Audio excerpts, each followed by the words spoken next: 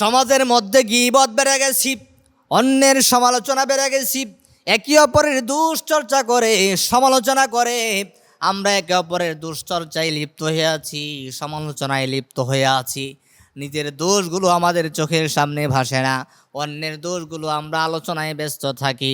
অথচ আল্লাহর হাবিব সাল্লাল্লাহু আলাইহি ওয়াসাল্লাম এই ব্যাপারে, গীবতের ব্যাপারে কঠিন শাস্তির আলোচনা করেছেন। আল্লাহর হাবিব সাল্লাল্লাহু আলাইহি ওয়াসাল্লাম জানালেন, আমি যখন মিরাজের রজনীতে যাই, রাব্বুল আলামিন মিরাজের রজনীতে আমাকে জাহান্নামের বিভিন্ন ধরনের আযাব দেখিয়েছেন, জান্নাতের বিভিন্ন নেয়ামত রাজিগুলো আমাকে দেখিয়েছেন। আল্লাহর হাবিব সাল্লাল্লাহু আলাইহি ওয়াসাল্লাম জানালেন, মিরাজের রজনীতে আমাকে যখন কবরের আযাব দেখানো হয়, এবার রাসূলুল্লাহ জানালেন, লাম্মা আরজাবি রাব্বি মারারতু বিকওমিন লাহুম আযফারুম মিন নুহাসিন ইয়াখমাশুনা বুজুহাহুম ওয়া সুদুরহুম। আমি যখন মিরাজের রজনীতে যখন নাকি ঊর্ধ্ব জগতে আরোহণ করি, তখন আল্লাহ রাব্বুল আলামিন আমাকে কবরের বিভিন্ন ধরনের আযাব দেখান। আমি কবরের মধ্যে এক শ্রেণীর ব্যক্তিদেরকে, নারী পুরুষদেরকে একটা আযাব ভোগ করতে দেখেছি। তাদের হাতের নখগুলো তামার, বড় বড় নখগুলো দিয়া তারা তাদের মুখমণ্ডলের মধ্যে আঘাত করছে এবং মুখমণ্ডলের গোশতগুলো ছিঁড়ে ছিঁড়ে নিজেরা ভক্ষণ করছে।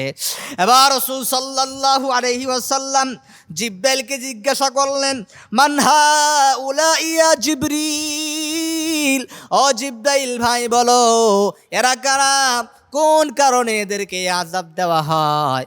জিব্রাইল ডাক দেয়া বলেন, ইয়া রাসূলুল্লাহি, ইয়া হাবিবাল্লাহ, এরা হলো আপনার উম্মতের ওই সমস্ত নারী পুরুষ যারা দুনিয়াতে একে অপরের গীবত করত, সমালোচনা করত। গীবত করবার কারণে, সমালোচনা করবার কারণে আজকে কবর দেশে তাদেরকে আযাব দেওয়া হয়। এই জন্য প্রিয় ভাইয়ারা, একে অপরের গীবত করব না, দুশ্চর্চা করব না, সমালোচনা করব না। যদি কোনো মুসলমান ভাইয়ের দোষ বা তার কোনো ত্রুটি বিচ্যুতি আমার নজরে পড়ে, আমি এটা ঢেকে রাখবো। কারণ আমি যদি তার দোষগুলি, তার ত্রুটি বিচ্যুতিগুলো আমি ঢেকে রাখি, ময়দানে মাহশারে আল্লাহ রাব্বুল আলামিন আমার গুনাহগুলো ঢেকে রাখবেন, আমার নাফরমানিগুলো ঢেকে রাখবেন। গোপনে রাব্বুল আলামিন আমাদেরকে ক্ষমা করে দিবেন। এই জন্যে আজকে থেকে আমরা এরাদা করি, আর কখনো গীবত করব না, দুশ্চর্চা করব না, সমালোচনা করব না।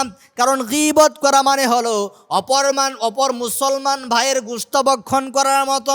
আল্লাহ রাব্বুল আলামিন কুরআনুল হাকিমের মধ্যে স্পষ্ট জানায়া দিলেন, ইয়া আইয়ুহাল্লাযীনা আমানু ইজতানিবু কাসীরাম মিনাজ-যন্ন ইন্না বা'দাজ-যন্নি ইসমুন ওয়া লা تجسسوا ولا يغتب بعضكم بعضا أيحب أحدكم أن يأكل لحم أخيه ميتا فكرهتموه। রব্বুল আলামিন জানালেন, তোমরা একে অপরের দুশ্চর্চা করবা না, গোপন দুষ্টুরি তালাশ করবা না, অন্যের সমালোচনা করবা না, গীবত করবা না। আইয়ুহিব্বু আহাদুকুম আইয়াকুলা লাহমা আখিহি মাইতান ফাকারিহতুমু। তোমাদের মধ্যে এমন কেউ কি আছো যে আপন মৃত ভাইয়ের গোশত খেতে পছন্দ করো?